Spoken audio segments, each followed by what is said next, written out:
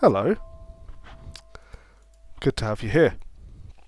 So, as a primarily PvP player and a bit of a bellend, I felt as though my opinion on this topic was slightly more valuable than maybe just the average player, as I do a lot of PvP. So this is ranking the Covenants in the Dark Souls trilogy from the perspective of PvP.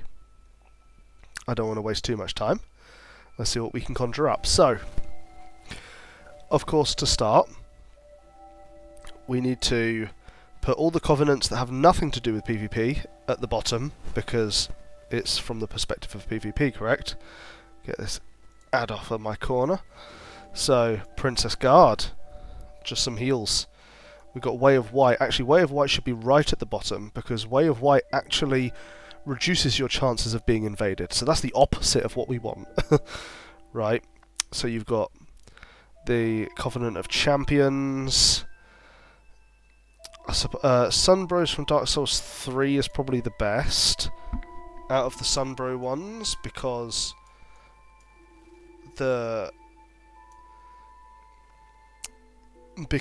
in Dark Souls 3, if you equip the Sunbros Covenant but invade someone with the red eye orb, you can get sunlight medals that way. Now I kind of wish it had some sort of, I don't know, message pop up, like when it says invaded by Red Finger Hazel or whoever. If you was using this one, I kind of wish it said something like invaded by Oathbreaker player name, or invaded by I don't know, Sun Traitor, blah blah blah blah. Something like that, something to indicate a little bit more weight to the fact that this guy is using the good boy Covenant to do a bad boy thing, right? But never mind, not important. Other than that, I suppose we have the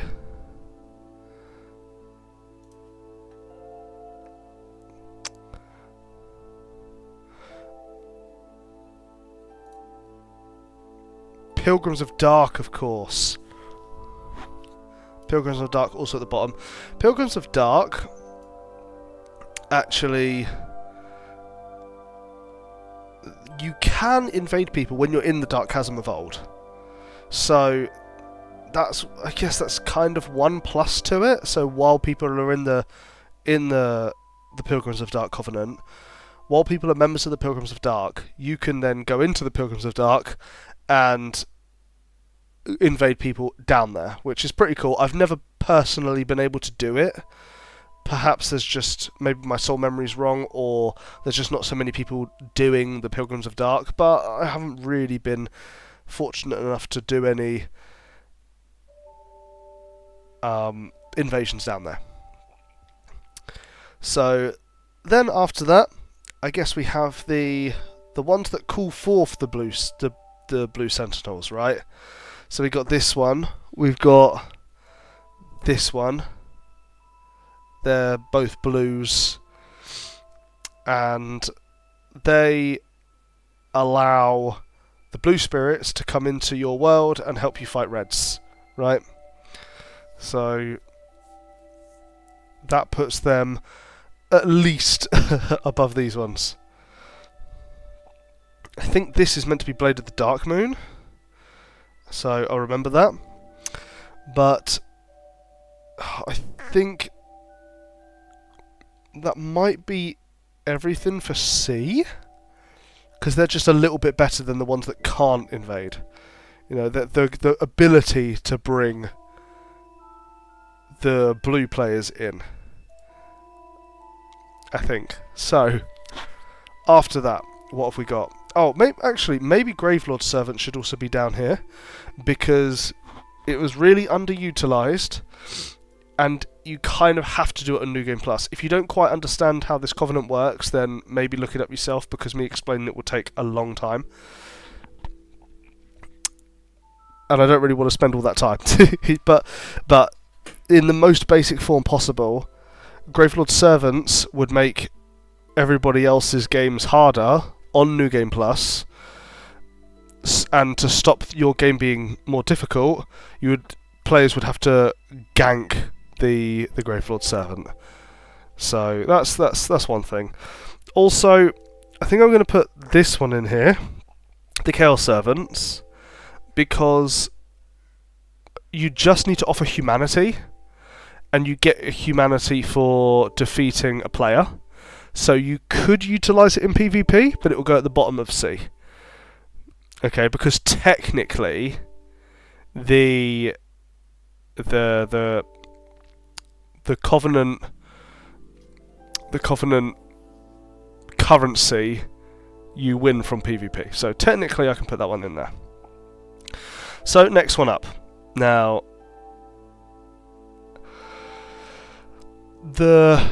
okay, so I want to put Rat King at the top. This is the controversial pick, I think. Why is Rat King S? Okay, everybody's like, nah man, screw the Rat King Covenant, that's trash. Only trash players do it, the rewards are trash. Yeah, okay, right, okay. Let me defend Rat King Covenant for a moment. It's basically a build your own Sen's Fortress. Right? It's basically a build your own Sen's Fortress. So, with each player that you bring into your world, yes, you don't invade other people, it forces them to enter your world. The enemies in the area are now part of your team, and if you defeat the player, you earn a key, of which unlocks a new trap or path for your own Sen's Fortress. That's basically what this Covenant is. So if you have played Dark Souls 2 and have just run through the rat areas because you think they're trash, stick around and try the Covenant out. It is very, very fun, and it is a very good gateway into PvP because it allows you to fight other players, but it's more to the odds are more in your favour because you're bringing them into your funhouse of traps. Right? So this is a very good, easy gateway Covenant. And I'm going to put that one up in S because of that.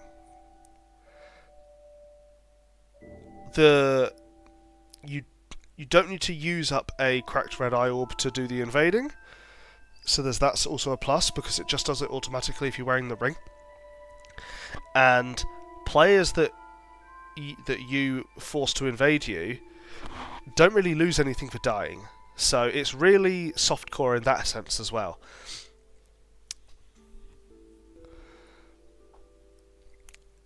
However, the Bell Covenant will also be an S, lower than Rat King. The fun fact, Bell End Con was originally going to be Rat King Con, but unfortunately,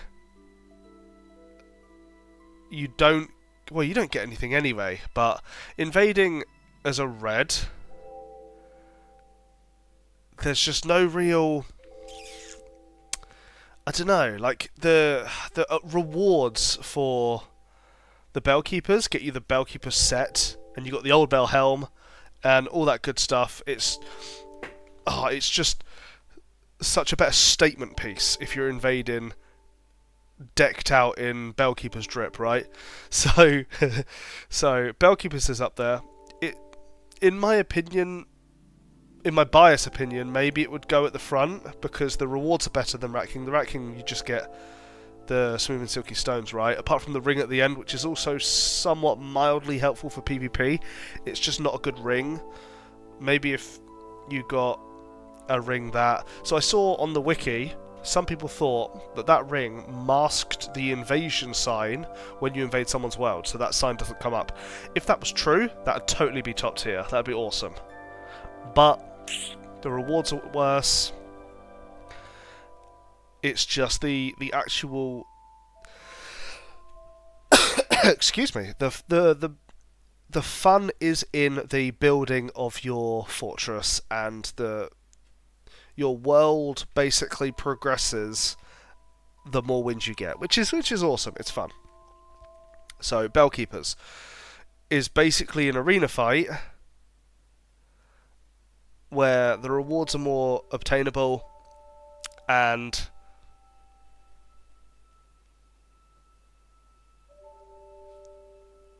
I'm sure there was probably an extra point to put there, but that's where this comes in.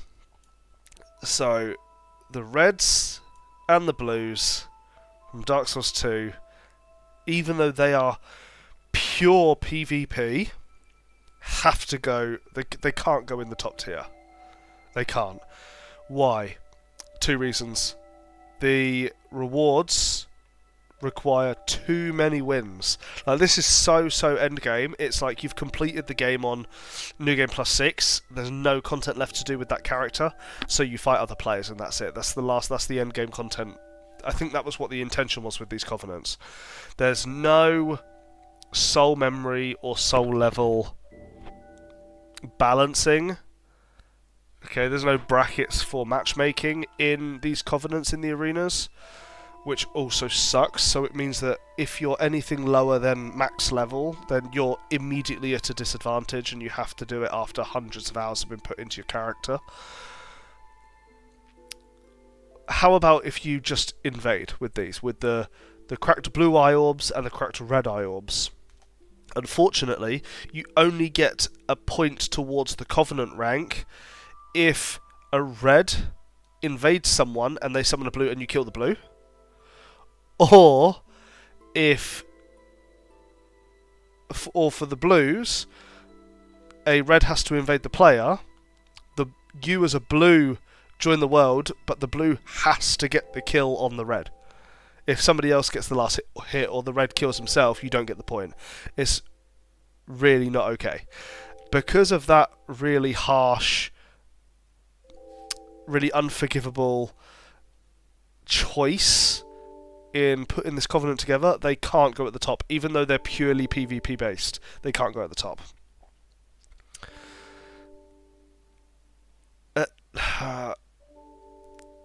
Perhaps this one would be here, better than that, but not at the top. The Dark Wraiths I'm going to put here. Why? Dark Wraiths are mid-tier because they... Oh, sorry, I'll put Blade of the Dark Moon also in this part here. Blade of the Dark Moon's a little bit better, but again, you're more likely to be summoned in New Game Plus. If you look at any videos online about the Blades of the Dark Moon from Dark Souls 1, it's always in New Game Plus. Because you will not get summoned in New Game, really. As for Dark Wraiths, though, the lore-wise it makes sense, but to improve the Covenant, to rank up your Covenant, improve your devotion, you need humanities. And just like the Chaos Servants, humanities you can get anywhere and everywhere in that game. If it was PvP wins tally up for that Covenant, then maybe, right? Or if there was a different type of humanity that's used purely to upgrade the Covenant, maybe. Like you get Sunlight medals for Sunbros, maybe you could get like humanity medals. I don't know. I'm not hours and hours deep into lore videos, but my point is it's mid for that. You can invade people, but you can do that without being part of the Covenant as well. It's just the rewards are really cool, and from a lore perspective, they're the bad boys, right? Now,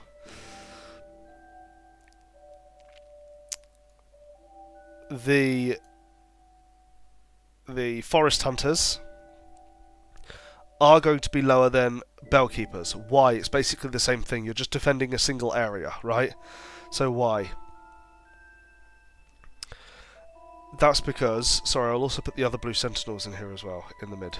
Sorry, in the A. So, Forest Hunters are worse than Bellkeepers because unless you want to be invaded in the forest area, nobody is running through that area as a human. There's just no reason to. Right? Why are you defending that area? So most people will... Okay, in Dark Souls Remastered, a lot of people are opening the door with the Crest of Artorias because they're soul duping. So they've got 20k to just spend. And they run through there. They don't need to be human. Also, all the NPCs that are there, that also help, make it extremely one-sided. So in the Bellkeepers, you got the Bell Midgets, sure. But in the Forest Hunters, you have a bunch of NPCs to help you as well. I think if you become a part of that covenant, instead of all the Forest Hunters being chill with you, they should just be gone. Apart from Shiva of the East and his ninja buddy, right? That's my opinion. They should be gone. Apart from the ghosts that sort of they don't respawn anyway. Excuse me. Next, Mound Makers. Mound Makers have to be at the top. It's the best PvP covenant because you just need to kill. That's it. On Mound Makers, you just need to kill. You can kill the Sunbro. You can kill. You can kill the host. The blue that comes in to help, they might get invaded by a red at the same time, and you can kill the red. As long as someone dies by your hand, you get a devotion currency to this covenant. So it's literally your job is to just mess someone up and that's it. Right? Which is really damn cool. And it's quite fun because if there's a red in the world, you can kind of make friends with them to try and take down someone else as well. So you can kind of buddy up like that. Oh, also, any of the other covenants that may join at the same time. So like the Watchdogs of Farron. You know, it doesn't matter. It's the same thing. Now, Rosaria's Fingers, I think they have to go at the top. Because Rosaria's Fingers have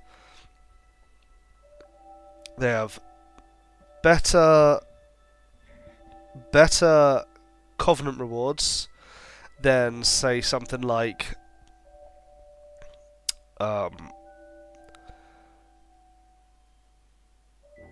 I don't know. That's another thing about... I just thought about this, actually. The rewards for the cat. Oh, it's upgrade materials. I guess that's not that bad.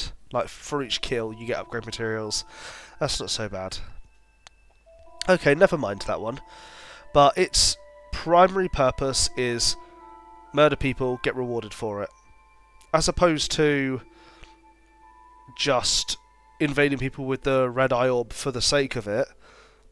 And you'll get a effigy. No, you won't. You'll get an ember. But, yeah, the primary purpose of this one is you get the tongues for killing people, and the tongues also help you respec your character, and things like that. So, a valuable piece of... a valuable currency. That one goes at the top. Watchdogs of Farron...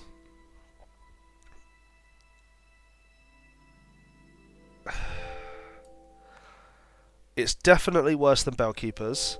But why? It's basically the same thing. It is, apart from...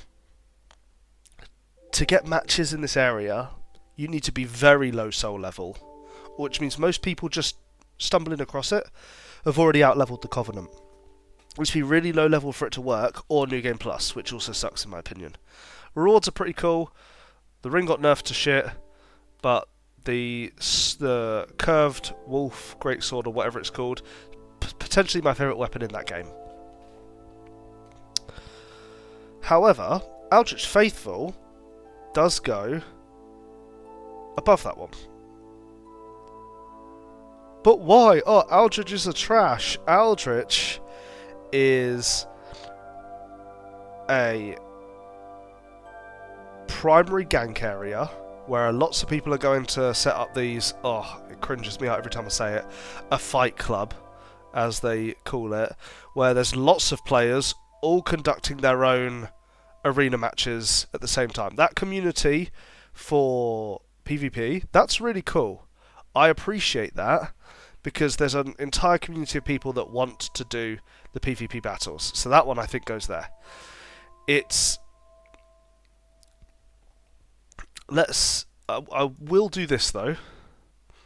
I will do that. I'll make them better than those two if we want to be really specific. But the reason these two, where you have a specific zone that you fight people, win, get rewards for it, those two are worse than this one. Because this one, you upgrade the area that you're fighting them in as you go, which is just so much better. Right. Oh, that's one thing I missed. Another thing about Bellkeepers is you can actually get invaded by a Bellkeeper and a red in the same area, which is really quite fun and stupid. As for this one, I'm really confused on this one. So, the Spear of the Church isn't a bad covenant because you become the boss, right? This is the Mirror Knight of Dark Souls 3. Right, this is the Looking Glass Knight of Dark Souls 3. The Spear of the Church. Perhaps I'll put it here. Okay. It's cool because you feel like the boss. But what's wrong with it? There are no real rewards. The rewards for this only make you marginally better when doing that covenant. So once you've maxed the covenant out, you're just doing the covenant for the sake of doing the covenant. Right? That's basically it for that one. And it's right at the end of the game. So you can't, as like, part of the fun of Dark Wraith, for example, is achieving Dark Wraith as soon as possible around Anor Londo time, so you can then achieve your Covenant ranks by going into Anor Londo and fighting people mid-game. So you can have that mid-game fight.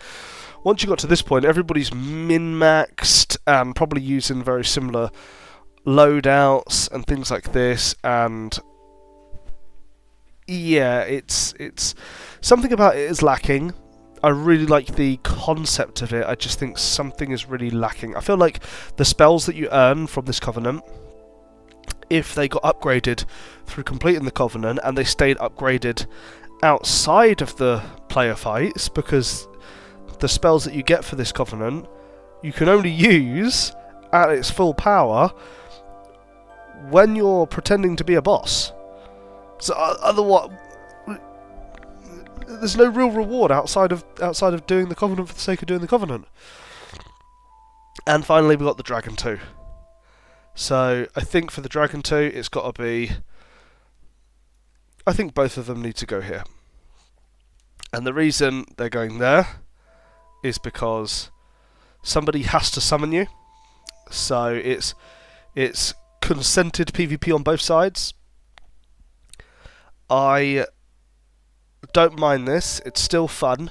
It just means that the thrill of being invaded or invading someone and them freaking out because they've just been invaded is gone, for one.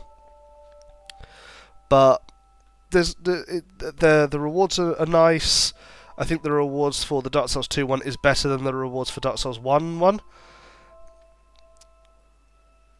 And they're both fun to play. So, that's what we have right at the end. If you disagree, please leave a comment so I can tell you you're wrong. No, I'm joking. If you don't agree with something, please let me know. I'm interested in your opinions as well.